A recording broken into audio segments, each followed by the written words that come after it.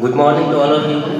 Today I am going to deliver my topic digital learning and management.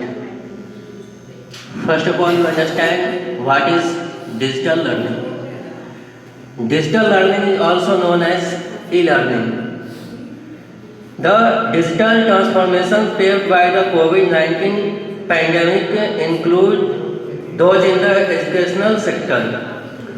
This resulted in the learning management system and other digital tools that enables school to continue instruction amid the cancellation of classes. As such, e-learning came into view and made distance learning possible.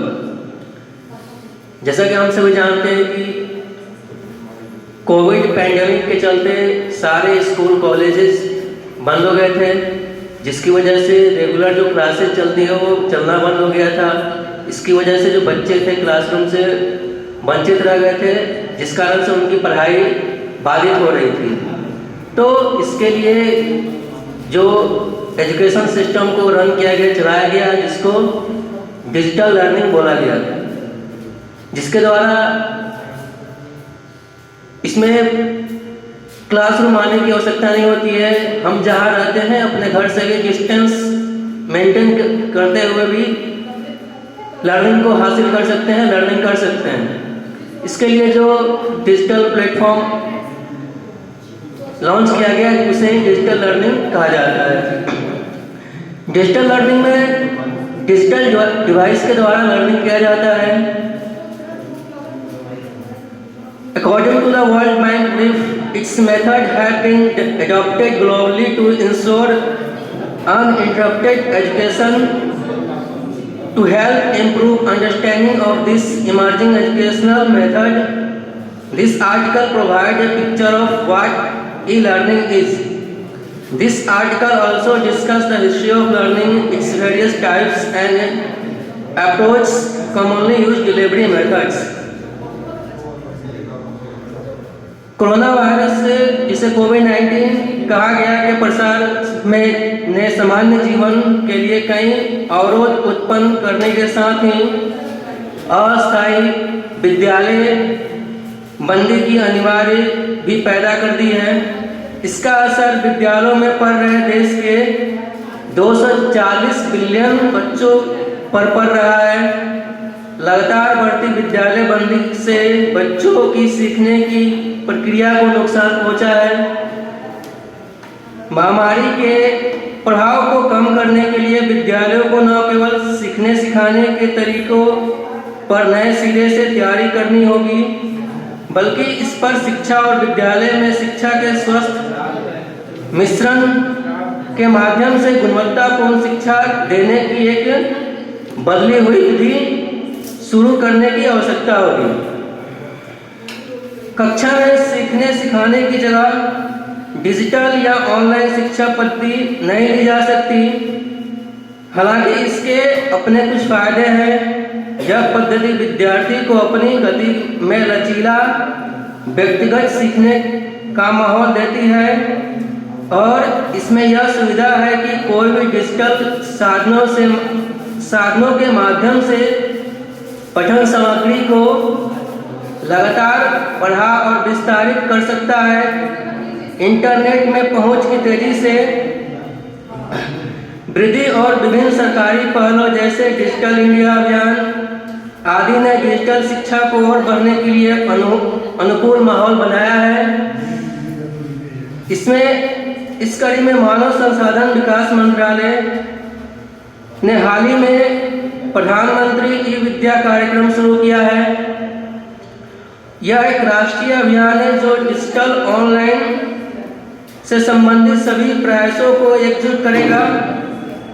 इसमें जो हम लोग दीक्षा की training करते हैं, यह भी एक पार्ट है।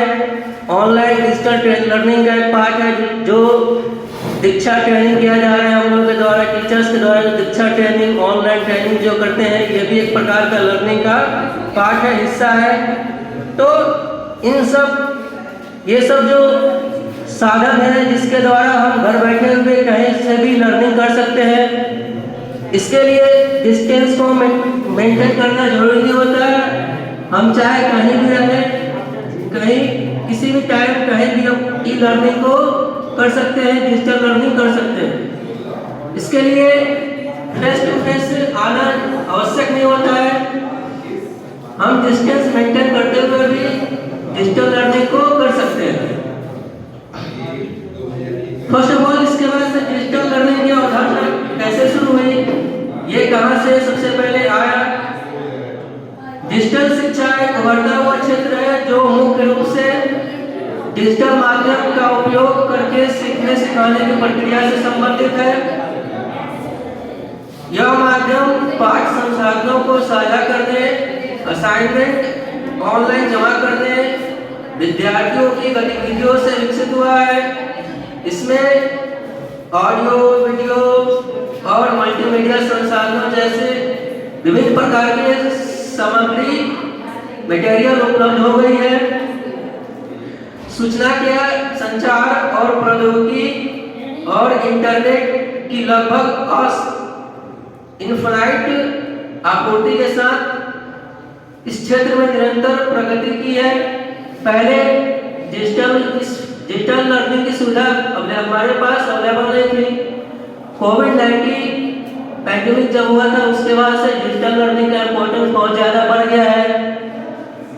बच्चे जब स्कूल से बाहर थे, स्कूल बंद हो गया था, तो उन लोगों की लर्निंग बाधित हो रही थी, डिस्टर्ब हो रही थी, जिस कारण से ई लर्निंग, डिजिटल लर्निंग को लागू किया गया देश में, जिसके द्वारा बच्चे अपने डिजिटल डिवाइस के द्वारा, चाहे वो मोबाइल हो, लैपटॉप हो, टैबलेट हो, तो इस सारे डिवाइस के हेल्प से वो अपना जो है लर्निंग कंटिन्यू किए हुए थे। तो इस कारण से बच्चों की पढ़ाई भी बाधित नहीं हुई और कोविड-19 का जो गाइडलाइन था उसको फॉलो किया गया, उसको मेंटेन किया गया और बच्चों की पढ़ाई भी होती रही। सबसे पहले कि वैसे ऐसा थोड़ी है कि सबके पास डिजिटल इंडिया वाला सबके पास सारा डिवाइस अवेलेबल है। कुछ ऐसे बच्चे भी हैं जिनके पास सारा डिवाइस अवेलेबल है, सब कुछ अवेलेबल है, लेकिन कुछ ऐसे बच्चे भी होंगे जिनकी फाइनेंशियल प्रॉब्लम है, तो उनके पास मोबाइल नहीं हो सकता है। मोबाइल है तो रिचार्ज करने की फैसिलिटी नहीं हो सकता है फाइनेंशियल इशू के कारण। तो इसको अलग अलग टाइप से बांटा गया है। फर्स्ट फैमिली में उस कैटेगरी को रखा जाता है जिसके पास कंप्यूटर है, लैपटॉप है, इंटरनेट का कनेक्शन है और साथ में स्मार्टफोन है और केबल कनेक्शन के साथ टीवी भी है, तो वो फर्स्ट वाले कैटेगरी में आएंगे, फर्स्ट फैमिली कैटेगरी में आएंगे। सेकंड नंबर है 4G इंटरनेट कनेक्शन के साथ स्मार्टफोन है, तो ये सेकंड कैटेगरी में आते हैं। थर्ड सीमित 2G 3G कनेक्शन या बिना कनेक्शन के साथ स्मार्टफोन है। कुछ ऐसे भी होंगे जिनके पास स्मार्टफोन है लेकिन उनके पास रिचार्ज करने के पैसे नहीं है, फाइनेंशियल प्रॉब्लम है, तो वो रिचार्ज नहीं कर पाएंगे।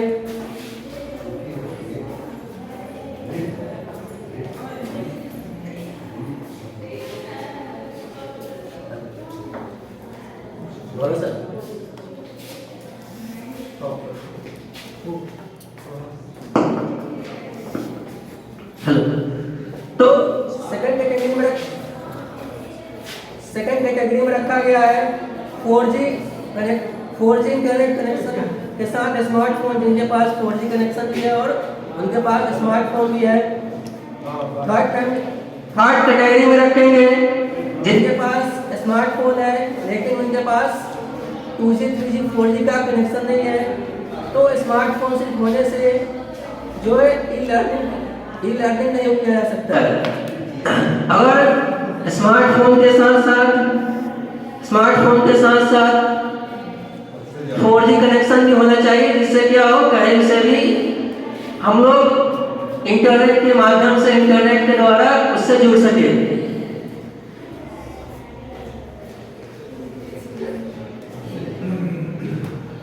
What is e-learning? Expert in education and education technology define e-learning as the delivery of training, and education via network interactively and a range of other knowledge collection and distribution technology. Because of its delivery methods, e-learning is also referred to as electronic learning or online learning. जो online तरीके से online माध्यम से जो learning किया जाता है उसे ई लर्निंग या डिजिटल लर्निंग हम लोग करते हैं।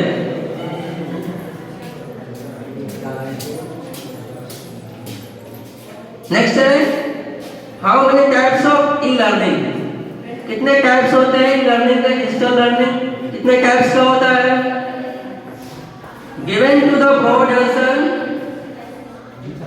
To the question what is e learning, educational scientists have identified different types of and learning according to the categories such as learning style, delivery methods, educational tools and online courses platform used. The following are the types of e-learning used today. First number है computer managed training, computer managed learning जिसे CML बोला जाता है। In a computer managed learning environment instruction use computer to provide learning objectives and assess learner performance. Computer managed learning system can fulfill several functions including generating tests, analyzing the result of this test and keeping records of learner progress. तो computer managed learning में computer के माध्यम से learning किया जाता है। इसमें जो इंस्ट्रक्टर होते हैं वो कंप्यूटर के माध्यम से बच्चों को लर्न करते हैं, और चाहे वो लाइव क्लास के द्वारा हो या लाइव क्लास के द्वारा चैटिंग का भी ऑप्शन इसमें होता है। अगर किसी बच्चे को कोई डाउट होता है तो बच्चे चैटिंग के द्वारा जो इंस्ट्रक्टर होते हैं उनसे क्वेश्चन पूछ सकते हैं, या ऑनलाइन टेस्ट होता है तो ऑनलाइन टेस्ट के द्वारा बच्चे ऑनलाइन टेस्ट करते हैं। उनका जो ऑनलाइन टेस्ट देने के बाद जो सबमिट करते हैं तो ऑनलाइन सबमिट हो जाता है और उसका रिजल्ट भी ऑनलाइन पब्लिश हो जाता है। तो इससे ये फायदा होता है कि बच्चे कहीं भी रहते हैं, घर पे रहते हैं या कहीं भी रहते हैं, किसी भी टाइम ऑनलाइन क्लास ले सकते हैं, ऑनलाइन टेस्ट दे सकते हैं और ऑनलाइन अपना प्रोग्रेस जान सकते हैं कि मैंने जो लर्न किया है कितना सीखा है, कितना उसमें कमियां है, क्या मुझे और किस पार्ट पर ज़्यादा मेहनत करने की आवश्यकता है। तो ये सारा अपने इंस्ट्रक्टर से पूछ सकते हैं। Institutions also use CML system for storing and retrieving teaching aids and tools such as lecture information, training materials and curriculum information etc. इसमें क्या होता है, जब ऑनलाइन लर्निंग होता है तो ऑनलाइन लर्निंग में जो मटेरियल मिलता है ऑफलाइन में तो बुक के द्वारा हम लोग लर्निंग करते हैं, लेकिन जो ऑनलाइन टीचिंग होता है, ऑनलाइन लर्निंग होता है उसमें बुक के स्थान पर PDF को दिया जाता है। जिसे PDF होता है जिसे पोर्टेबल डॉक्यूमेंट फॉर्मेट कहा जाता है। ओके, तो PDF के द्वारा इसमें लर्न किया जाता है, तो ये बुक के काम करता है। सेकंड टाइप है कंप्यूटर असिस्टेड इंस्ट्रक्शन, जिसे CAI कहा जाता है, also referred to as computer assisted learning. CAI is a type of e-learning that uses computer together with traditional teaching. Traditional teaching में क्या होता है कि बच्चे क्लास आते हैं, क्लास आने के बाद ब्लैक बोर्ड व्हाइट बोर्ड होता है, उस पर टीचर टीचिंग करते हैं, बच्चे सामने होते हैं, तो वो एक प्रकार का ट्रेडिशनल टीचिंग होता है। और डिजिटल टीचिंग इसका मॉडर्न रूप होता है, जिसमें बच्चे अपने स्मार्टफोन के द्वारा, लैपटॉप के द्वारा कहीं से भी अपने घर बैठे हुए कभी भी एनी टाइम एनी प्लेस कहीं भी लर्निंग को हासिल कर सकते हैं, लर्निंग करते हैं। Okay, Computer, together with traditional teaching, this method include a wide variety of activities, including drill and practice, tutorial and simulation activities. इसमें अलग अलग प्रकार की एक्टिविटीज होती है। ऑनलाइन क्विज के माध्यम से लर्न कराया जाता है। ऑनलाइन क्लास के दौरान जो नोट्स मिलता है, नोट्स को उसको कंप्लीट करने के लिए बोला जाता है। इसके अलावा ऑनलाइन टेस्ट होता है, तो ऑनलाइन टेस्ट में बच्चे ऑनलाइन अपना टेस्ट सबमिट करते हैं। उसको क्वेश्चन को सॉल्व करने के बाद ऑनलाइन टेस्ट को सबमिट कर देते हैं। तो इसमें अलग अलग प्रकार की डिफरेंट टाइप्स की एक्टिविटी कराई जाती है। These activities can be offered by themselves or as supplements to the traditional teacher directed instruction. Most online and traditional school today we use various CAI computer assisted instruction as the method allows students to become more active during the learning progress. बच्चे क्या होते हैं, जो traditional जो teaching होता है उसमें बच्चे कभी कभी बोर हो जाते हैं, पढ़ने का मन नहीं करता है, तो क्लास में बातें करने लगते हैं। लेकिन ऑनलाइन टीचिंग, डिजिटल टीचिंग में यह फायदा होता है, बच्चे एक्टिव होकर क्लास को करते हैं। क्लास करने में वो ज़्यादा उनको एक्सपीरियंस होता है क्लास करने का। डिजिटल माध्यम से देखते हैं कि किस तरह से पढ़ाई हो रहा है, किस तरह से डिजिटल बोर्ड पर पढ़ाई हो रहा है, डिजिटल क्लास में कैसे टीचर पढ़ा रहे हैं। तो इससे क्या होता है, बच्चे और ज़्यादा एक्टिव होते हैं और ज़्यादा उसमें उन पे पढ़ने की इच्छा होती है और ज़्यादा मन लगाकर पढ़ते हैं। तो ये एक बेनिफिट होता है, डिजिटल लर्निंग का एक बेनिफिट होता है कि बच्चे मन लगाकर पढ़ना शुरू करते हैं और उसमें ज़्यादा सक्सेस भी होते हैं। नेक्स्ट टाइप है synchronous online learning. Through synchronous online learning, groups of students can simultaneously participate in activities in real time anywhere they are in the world. Synchronous online learning में क्या होता है कि इसमें ऑल ओवर वर्ल्ड के बच्चे आपस में एक साथ स्टडी कर सकते हैं, चाहे वो इंडिया में या अदर कंट्री में हो। कहीं से भी आप ऑनलाइन एप्लीकेशन के द्वारा उसमें जुड़कर ऑनलाइन स्टडी कर सकते हैं, जिसे सिंक्रोनस ऑनलाइन लर्निंग कहा जाता है। The real-time interaction is facilitated by online chat. Online learning में हमें चैटिंग का फैसिलिटी मिलता है। कोई डाउट या क्वेश्चन होता है तो उसमें चैट बॉक्स होता है, चैट बॉक्स के द्वारा उसमें चैटिंग के द्वारा कोई भी क्वेश्चन या डाउट को पूछ सकते हैं। Which allows student and instructor to interact with each other. जैसे क्लासरूम में बच्चे एक दूसरे से इंटरेक्ट होते हैं, टीचर्स कुछ पूछते हैं बच्चों से तो बच्चे उधर से पीछे से आंसर करते हैं।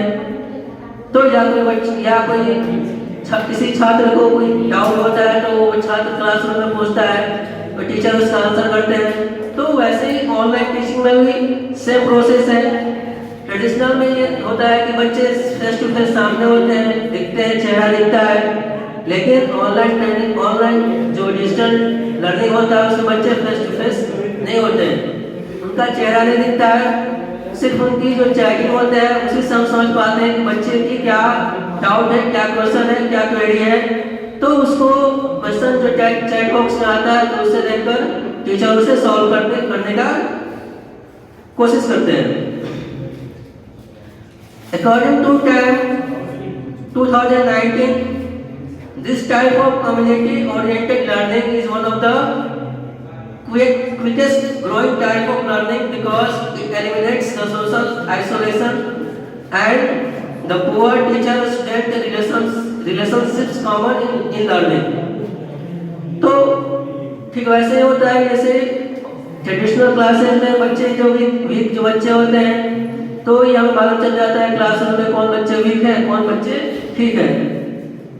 तो वैसे ई लर्निंग में बच्चे किसी क्वेश्चन को पूछते हैं या उसका जो इवैल्यूएशन होता है, उसका जो टेस्ट होता है तो उससे मालूम चलता है। टेस्ट बच्चे देते हैं तो उनका जो मार्क्स आता है उसके आधार पर हम उसको कैटेगरी में डिवाइड कर सकते हैं कि कौन कौन बच्चे अच्छा कर रहे हैं, कौन बच्चे में कमी है। तो इससे मालूम चल जाता है जिसका स्कोर कम होता है, जिसका मार्क्स कम आता है, तो हम समझ जाते हैं कि ये बच्चे कमजोर हैं, इनमें और ज़्यादा इस पर मेहनत करने की ज़रूरत है। तो जैसे बच्चा को जो डाउट होता है तो डाउट हमसे पूछता है तो हम उसको डाउट को क्लियर करते हैं।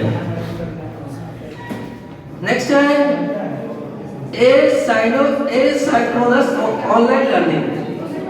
In contrast with synchronous online learning, asynchronous learning methods allow students to study independently at the different times and locations without real-time communication. कुछ ऐसे भी कंटेंट होते हैं जो सिर्फ लाइव ही मिलते हैं, कुछ क्लास ऐसे होता है जो लाइव आकर उसको पढ़ सकते हैं, लेकिन एसाइक्रोनस में होता है कि वो बच्चे जो होते हैं उसके लिए जो एजुकेटर होते हैं, एजुकेटर जो कंटेंट होता है, कंटेंट पर कोई मटेरियल अपना बनाकर, चाहे वो पीपीटी के द्वारा हो, चाहे पीडीएफ के द्वारा हो, या चाहे वो ऑनलाइन वीडियो क्लास के द्वारा हो, तो ये सब ऑनलाइन फैसिलिटी जो होता है सब कुछ सोशल साइट पर अपलोड कर दिया जाता है, या उसके लिए बहुत सारे एप्लीकेशन होते हैं। आजकल ऑनलाइन का जो डिजिटल एजुकेशन है उसको ज़्यादा इम्पोर्टेंस बढ़ गया है, क्योंकि बहुत सारे ऐसे एप्लीकेशन आ गए हैं जो ऑनलाइन एजुकेशन प्रोवाइड करा रहे हैं। जैसे अगर फ्री में कोई एजुकेशन लेना चाहता है तो उसके लिए यूट्यूब होता है, यूट्यूब के द्वारा बच्चे फ्री में किसी भी टॉपिक को सर्च करते हैं, वहाँ पर टॉपिक आ जाता है, बच्चे उसको पढ़ लेते हैं या उसको समझ लेते हैं, तो वहाँ से बच्चे सीख जाते हैं। या कुछ ऐसे भी ऐप होते हैं जो पेमेंट कुछ चार्ज लेकर उसको लर्निंग कराते हैं, जैसे कि बायजू ऐप है, इसके अलावा अनअकैडमी है। ये जो प्लेटफॉर्म है ये अपने कुछ चार्ज करते हैं, चार्ज करने के बाद इसके लिए कुछ चार्ज करने के बाद वो अपना फैसिलिटी अवेलेबल कराते हैं।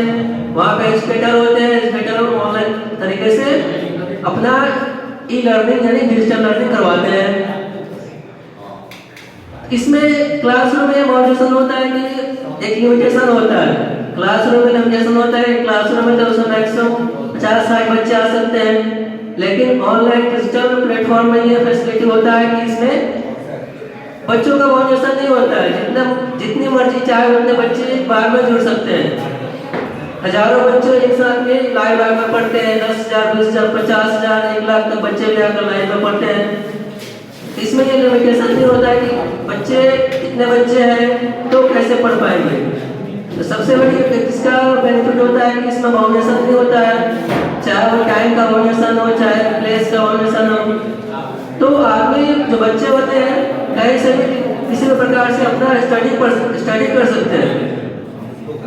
नेक्स्ट है fixed e-learning. In fixed e-learning, the content used during the course of learning does not change once it is created.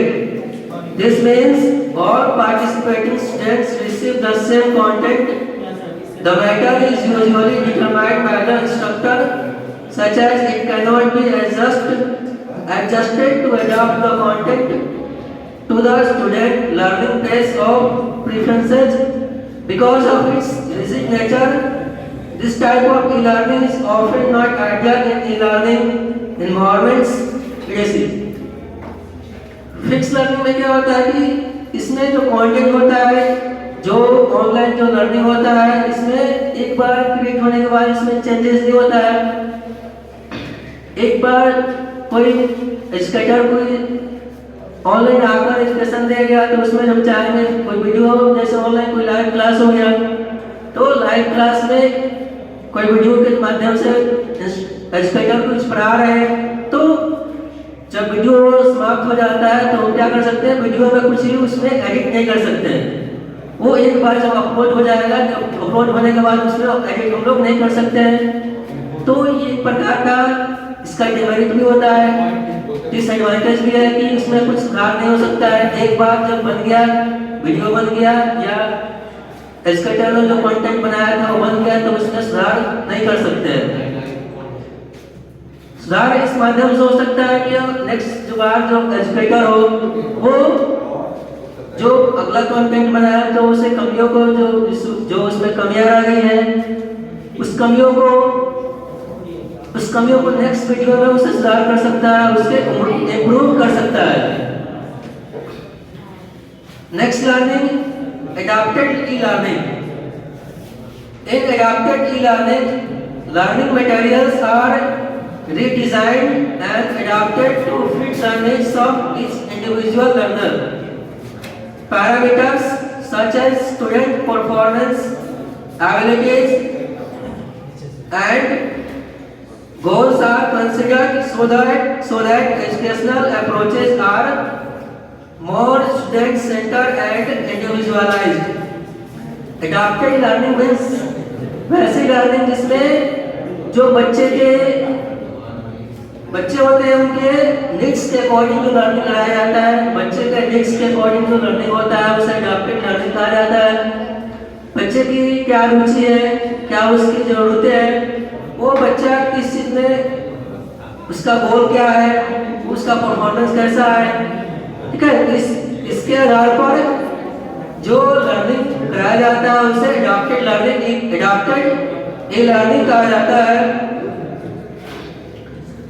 According to SUIT 2003, technology has advanced to the point where it is possible to implement laboratory-based technique to access higher level skill more effectively and efficiently.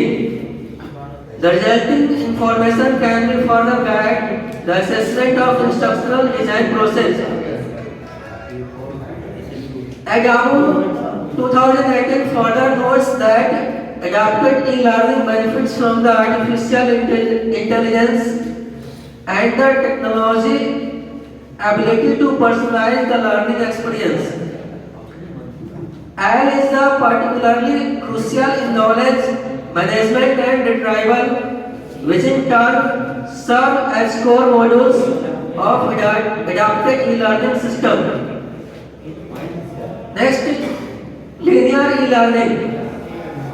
E-learning can be classified by the communication model used. E-learning को communication model के आधार पर उसको classified किया गया है। In a linear e-learning approach, information is passed from sender to receiver. Linear e-learning means होता है जैसे एजुकेटर ऑनलाइन क्लास ले रहे हैं, बच्चे उसको देख रहे हैं, सुन रहे हैं, तो इसमें लाइव क्लास में इसमें भी क्या होता है, इंटरेक्शन होता है, तो इसे लिनियर ई-लर्निंग कहा जाता है। जो एजुकेटर क्लास लेते हैं उसको सेंडर कहेंगे और जो बच्चे क्लास लेते हैं उसे रिसीवर कहेंगे। The time order and pace at which the information is received are determined by the sender and there is no feedback from the receiver to the sender. E-learning models explain instruction delivered through television, radio, newspaper is a classic example of linear e-learning. आज से कुछ साल पहले की बात करें तो अभी जो हम लोग इतना फैसिलिटी हो गया है कि हम लोग कहीं से भी लर्निंग कर सकते हैं, इतने हमारे पास फैसिलिटी हो गया है। लेकिन आज से कुछ साल पहले की बात करें तो इतना फैसिलिटी अवेलेबल नहीं थी। पहले जो लर्निंग होता था वो न्यूज़पेपर इसका मेन माध्यम था, न्यूज़पेपर के द्वारा ही कुछ इसमें न्यूज़ होता था, तो बच्चे उससे लर्निंग कर पाते थे, उसमें कुछ मटेरियल छपता था। इसके अलावा रेडियो, टेलीविजन, ये सब भी क्लासिक एग्जाम्पल है लिनियर ई-लर्निंग के। Next, interactive e-learning.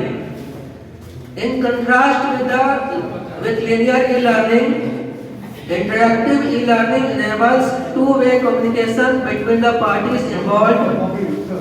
Interactive learning means class में भी हम लोग इंटरैक्टिव लर्निंग करते हैं।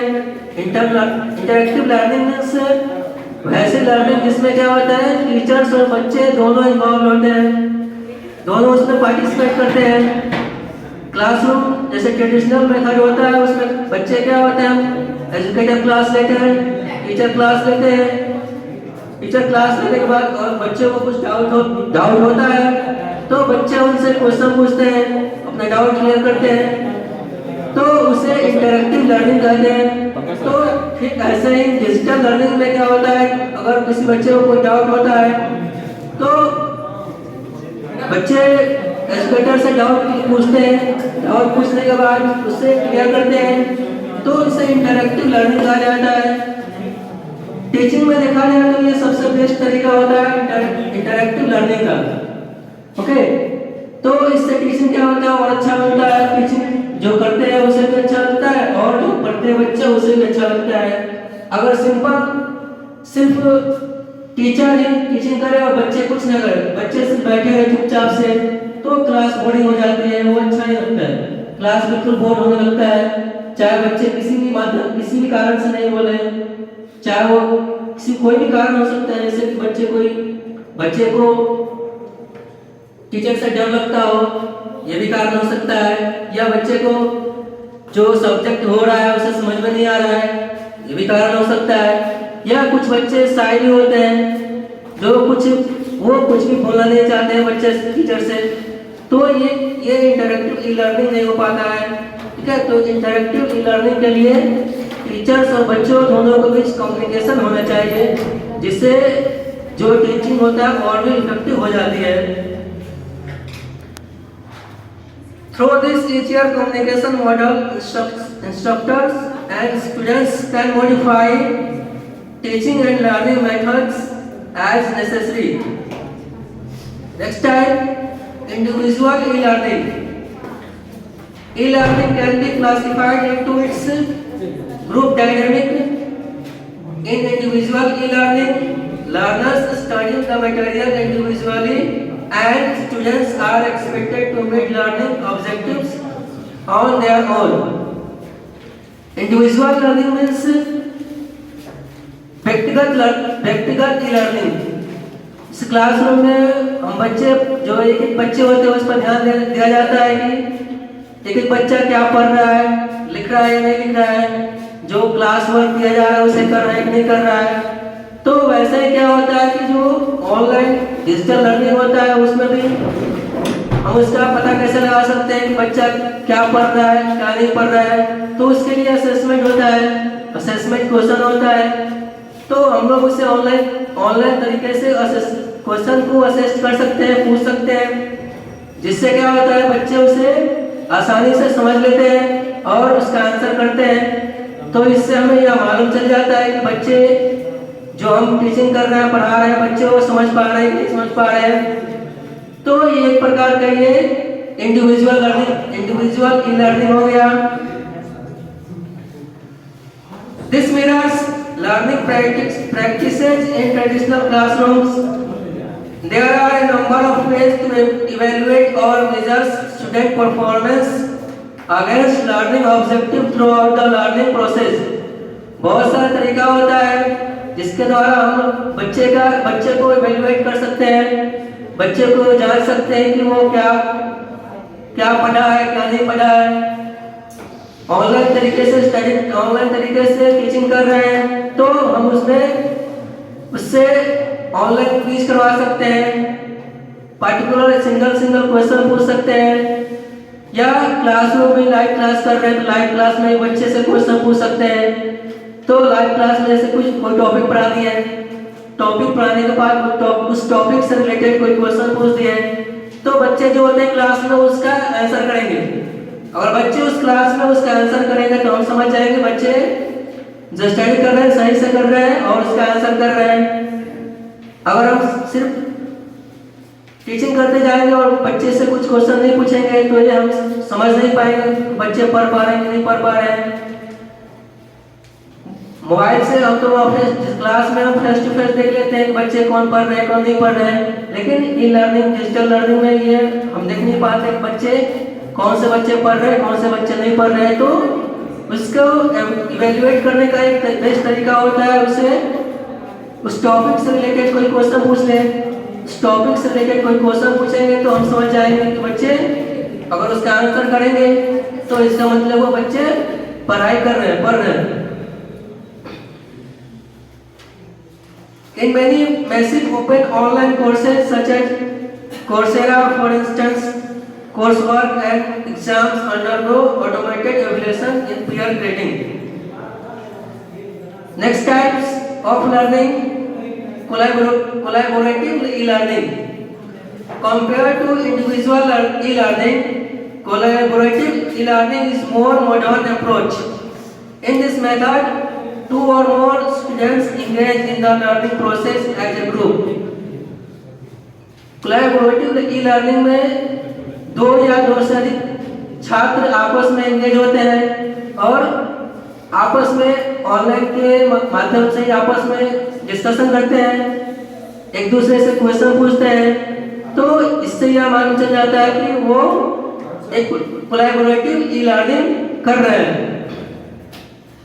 According to TAM 2019, collaborative e-learning works on the idea that knowledge is best developed in the group setting where individuals can interact, learn from each other and play to each other's strength and weakness.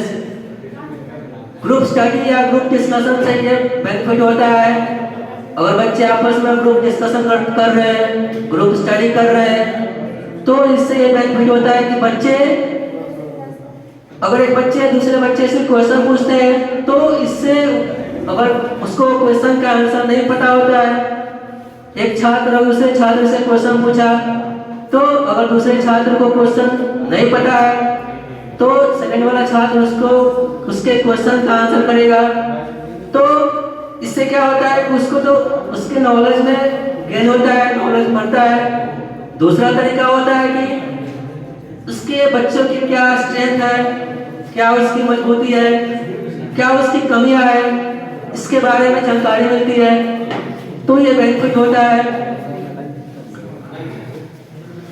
Next है methods of learning, e-learning delivery methods.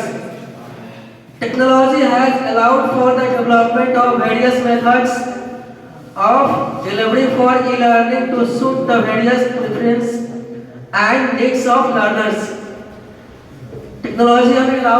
Technology ने education को इतना easy कर दिया है कि हम उसके किसी भी लर्नर्स के वीकनेस का, उसके स्ट्रेंथ का पता लगा सकते हैं, क्या उसकी कमियां है, क्या उसकी वो किसमें अच्छा है, इन सब चीज़ों के बारे में हम उसका पता लगा सकते हैं।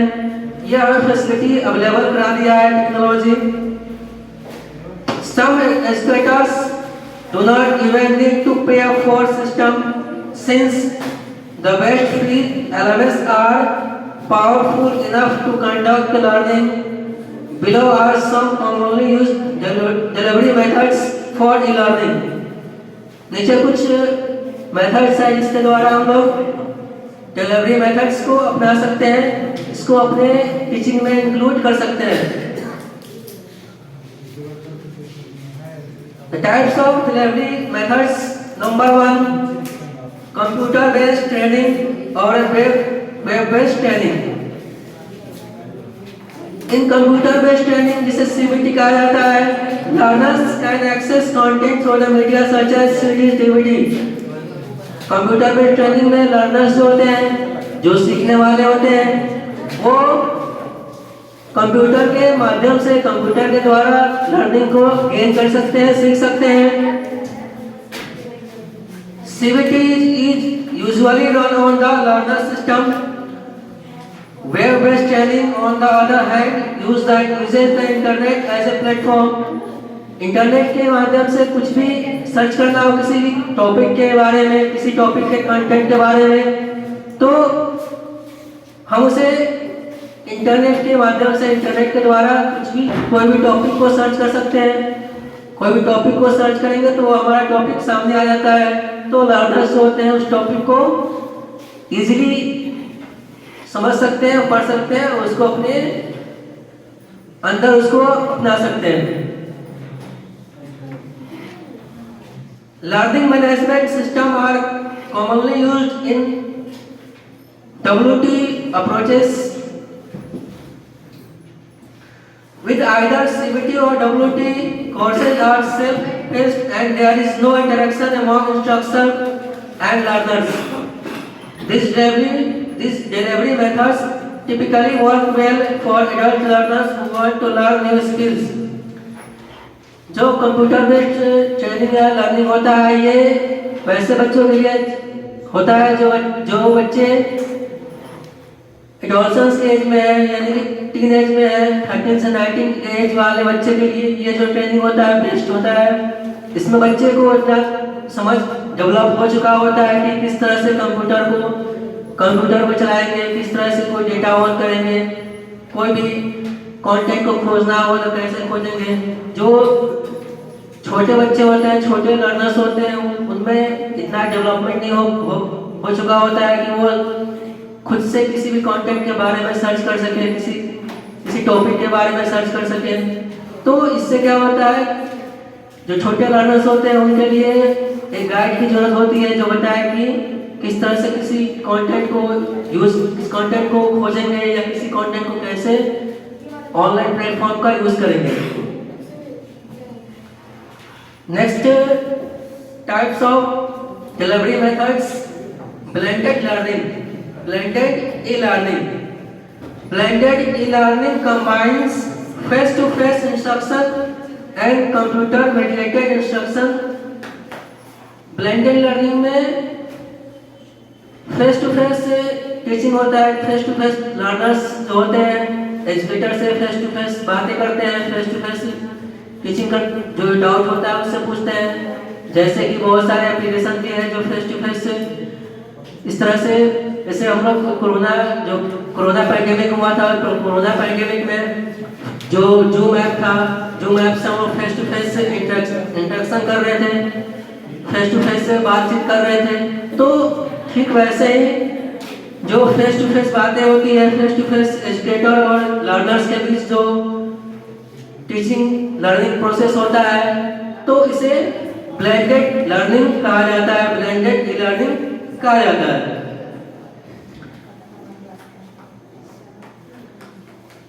This method supplements in-person instruction with technology such as collaboration software, web-based software and communication software. According to OA 2012, blended e-learning encourages educational and informational review beyond classroom setting। ये क्या होता है कि ब्लेंडेड लर्निंग में और face to face बच्चे बैठे हुए हैं क्लासरूम में क्लास ले रहे हैं, तो इससे जो एजुकेटर होते हैं वो उन्हें मालूम चलता है कि बच्चे एक्टिव हैं, बच्चे एक्टिव तरीके से पढ़ाई कर रहे हैं, सीख रहे हैं, इसका एक बेनिफिट होता है। लेकिन जिसमें फेस टू फेस बातें नहीं होती है तो उसमें जो एजुकेटर होते हैं उनको ये मालूम नहीं चल पाता है कि जो लर्नर्स है कितना सही से जो हम लोग क्लास करा रहे हैं वो कितना सीख पा रहे हैं। तो फेस टू फेस में जो बच्चे होते हैं, जो लर्नर्स होते हैं, वो एंगेज होते हैं क्लासरूम में। Next type of delivery methods, mobile e learning. According to Sarpals 2000, the ability of advanced mobile technology such as high bandwidth infrastructure and wireless technology has also lent itself to the extension of e-learning towards mobile e-learning। आज सभी के पास smartphone हो गया है, चाहे कोई भी घर हो, हर घर में लगभग सबके पास स्मार्टफोन हो गया है। तो स्मार्टफोन ने ई लर्निंग, डिजिटल लर्निंग को और भी इजी बना दिया है और भी ये एक्सेसिबल हो गया है, किसी के सबके पहुंच में आ गया है। कोई भी आसानी से एक्सेस कर सकता है, पहुंच सकता है, कोई भी आसानी से कोई भी क्लास को कर सकता है, या ऑनलाइन क्लास हो या लाइव क्लास हो। तो जो मोबाइल के द्वारा लर्निंग होता है उसे मोबाइल ई लर्निंग कहा जाता है। तो the easy availability and affordability of mobile device can make e learning more accessible. Mobile जो डिवाइस है इसने लर्निंग को बहुत ज़्यादा एक्सेसिबल बना दिया है, बहुत ज़्यादा इजी कर दिया है। Mobile device disk space, screen size and internet connectivity feature must be taken into consideration with this approach. Next है social learning. Social e-learning involves the application of social learning principle to the e-learning approach. Social learning यानी कि जो learners होते हैं अपने समाज से भी सीखते हैं। ये जरूरी नहीं होता है बच्चे सिर्फ क्लासरूम से ही सीखे। क्लासरूम उसका सेकेंडरी प्लेस होता है, फर्स्ट प्लेस उसका फैमिली एंड सोशल होता है, जहाँ से बच्चे बहुत शुरू सीखते हैं। जो फैमिली होता है, फैमिली उनका प्राइमरी स्कूल होता है। सबसे बच्चे कुछ सीखना शुरू करते हैं तो फैमिली से ही सीखना शुरू करते हैं।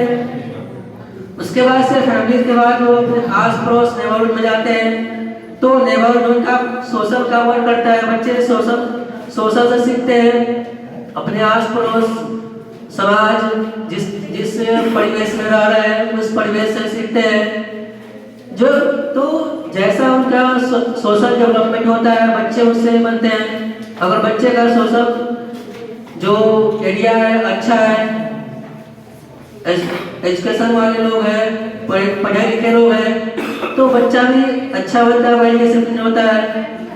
अगर बच्चे का सोशल डेवलपमेंट अच्छा से नहीं होता है, बच्चे को ऐसे माहौल नहीं मिल पाता है जहाँ पर उसका सोशल डेवलपमेंट अच्छे से ना हो, तो इसमें क्या होता है बच्चे गलत चीज़ों को सीख लेते हैं। कई बार हम देखते हैं कि जो छोटा बच्चा भी होता है, जो छोटे बच्चे होते हैं वो किसी को भी अब्यूज करना शुरू कर देते हैं। तो इससे ये मालूम चलता है कि उसका जो सोशल डेवलपमेंट हुआ है अच्छे से नहीं हुआ है, उसको ऐसा समाज नहीं मिला है जो उसको बताए कि बच्चे क्या गलत है क्या सही है। तो इसके बारे में जो लर्निंग होता है, जो बच्चे सीखते हैं, उसे सोशल ई लर्निंग कहा जाता है। With this framework social e-learning entails the use of technology such as video conferencing and social media sites to facilitate interaction among learners।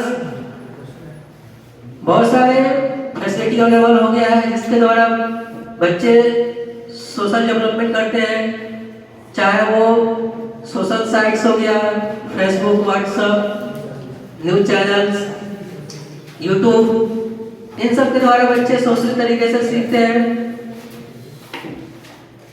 Group discussion and question and answer session also help build up social interaction throughout the learning process.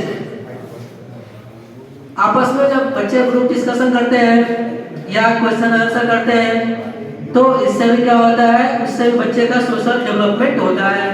बच्चे social तरीके से एक दूसरे के कमियों के बारे में, उनके स्ट्रेंथ के बारे में जानते हैं और सीखते हैं। अगर किसी को कुछ कमियां हैं तो उसको उस कमियों को जो ग्रुप डिस्कशन में जो पर्सन होते हैं उनकी कमियों को बताते हैं कि आप में ये कमियां हैं, इसको आप सुधार कीजिए। चाहे ये आप जो आंसर दे रहे हैं गलत आंसर है, इसका राइट आंसर ये होगा। नेक्स्ट है game based e learning. Connolly and Satterfield 2006 divide game-based e-learning as the use of computer game-based approach to deliver support and enhance teaching, learning, assessment and evaluation. Games used for e-learning are designed around specific learning objectives and are highly interactive to encourage complete immersion and engagement। Game based learning में बच्चों कभी कभी बच्चे class में bore हो जाते हैं पढ़ते पढ़ते, तो बच्चे गेम करने की जिद करते हैं कि हमें गेम खेलना है। तो हम क्या करते हैं, क्लासरूम में ही उसको गेम अराइज कर देते हैं कि बच्चे आपस में जब आप कोई भी गेम खेलते हैं, चाहे क्वेश्चन आंसर क्विज करते हो या वर्ड मीनिंग खेलते हो या अंतराक्षरी खेलते हैं, तो ऐसा नहीं है कि एक क्लास बच्चे को दे दिए गेम खेलने के लिए तो वो क्लास उसका खराब हो गया, ऐसा नहीं है। बच्चे इससे क्या होते हैं, मेंटली रिफ्रेश होते हैं, और बच्चे लगातार पढ़ाई कर रहे हैं, तो हमसे पढ़ा रहे हैं तो बच्चे वो अच्छे से सीख नहीं पाते हैं। उन पर मेंटल प्रेशर इतना होता है कि वो उसका माइंड जो होता है फ्री नहीं हो पाता है।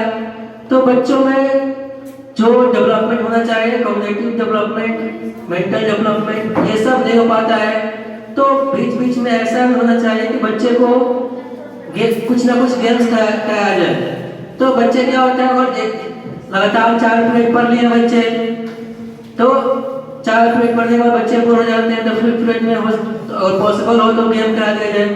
तो इससे बच्चे क्या होगा, इससे बच्चे रिफ्रेश हो जाएंगे,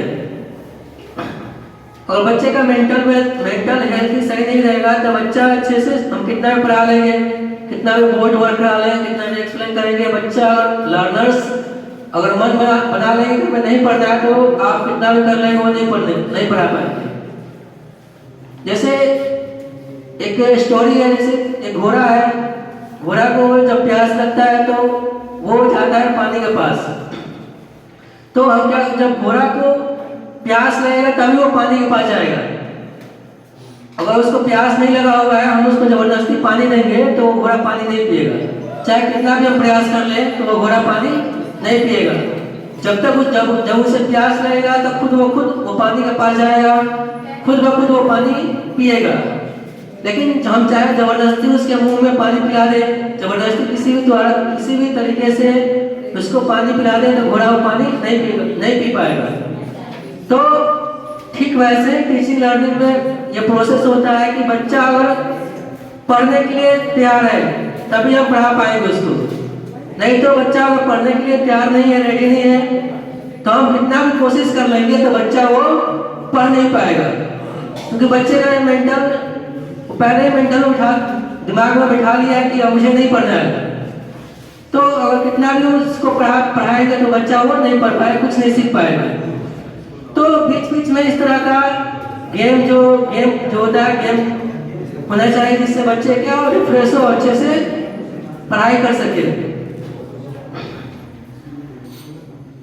नेक्स्ट है benefits of digital learning. Digital learning के क्या क्या बेनिफिट होता है, क्या क्या उसके फायदे हैं। तो डिजिटल लर्निंग का बहुत सारा बेनिफिट होता है। There has much research into e-learning and its benefit from the perspectives of education and corporate training. There are 4 main benefits of e-learning that can be seen by students. देखा जाता है कि mainly इसमें 4 types का benefit होता है जिससे e-learning को, फर्स्ट ऑफ ऑल है learner control, accessibility, ability and personalization. First benefit होता है इसमें टाइम एंड प्लेस का बाउंडेशन नहीं होता है। डिजिटल लर्निंग में टाइम एंड प्लेस का बाउंडेशन नहीं होता है। हम चाहे जहां मर्जी वहां, अगर पास में मोबाइल है तो मोबाइल को कहीं भी खोल कर, क्लासरूम में तो बाउंडेशन होता है, क्लासरूम में पढ़ना है, तो इसका फर्स्ट बेनिफिट होता है कि हम कहीं भी मोबाइल को यूज कर सकते हैं, कहीं भी लर्निंग कर सकते हैं। तो फर्स्ट बेनिफिट होता है कि इसमें टाइम का कोई बाउंडेशन नहीं होता है। सेकेंड बेनिफिट होता है इसमें प्लेस का कोई बाउंडेशन नहीं होता है। डिजिटल लर्निंग में प्लेस कहीं भी है, घर पे है, बाहर है, बाजार मार्केट में है, कहीं भी लर्निंग कर सकते हैं। तो इसके लिए सेकेंड जो बेनिफिट होता है, प्लेस का कोई बाउंडेशन नहीं होता है। थर्ड है कॉस्ट। जो ट्रेडिशनल टीचिंग मेथड होता है वो ज़्यादा कॉस्टली होता है, बेनिफिट होता है ज़्यादा, उसमें कॉस्ट लगता है। जबकि जो डिजिटल लर्निंग होता है उसका कॉस्ट ट्रेडिशनल जो लर्निंग होता है उससे कम पड़ता है, उससे कम होता है। कम कॉस्ट में गुड क्वालिटी आपको एजुकेटर मिल जाएगा जो आपको एजुकेट करेंगे। तो इसमें क्या होता है, पैसे की बचत होती है। फ्लेक्सिबिलिटी एंड एक्सेसिबिलिटी, इसमें क्या होता है, लचीलापन होता है और नॉलेज को गेन करने का वाइड एरिया मिल जाता है। इसमें क्या कोई लिमिटेशन नहीं होता है, बच्चे के पास अनलिमिटेड ऑप्शन होता है, अनलिमिटेड चॉइसेस होता है जो उसको चूज कर सकता है। तो इसके लिए क्या होता है, फ्लेक्सिबिलिटी होती है। Online learning methods also have a number of positive effects on the environment. Study by Roy in 2005 done in conjunction with Britain's Open University found that the production and provision of distance learning courses consumed 19% less energy and produced 18% fewer CO2 emissions than conventional campus-based university courses. Next है drawbacks of e-learning. Despite the benefit that students and business can gain from e-learning, these learning approaches have their own pitfalls or challenges that must be considered.